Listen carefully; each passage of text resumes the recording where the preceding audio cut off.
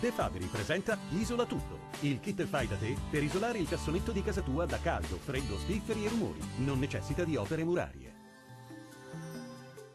Ben ritrovati al meteo, torna il bel tempo sulle nostre regioni. Vediamo il dettaglio. Sul Veneto, come ampiamente prevista, la neve delle scorse ore è arrivata ed ha imbiancato gran parte della regione.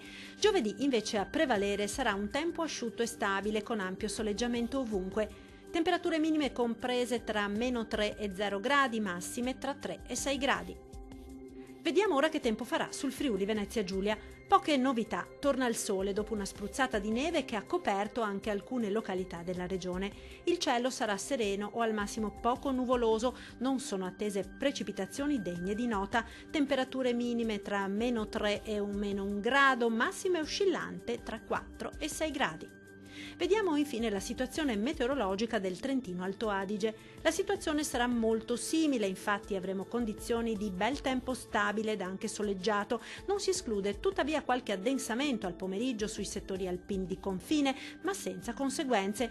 Temperature minime comprese tra -5 e -6 gradi, massime tra 8 e 9 gradi. Dal meteo di Antenna 3 è tutto. Arrivederci.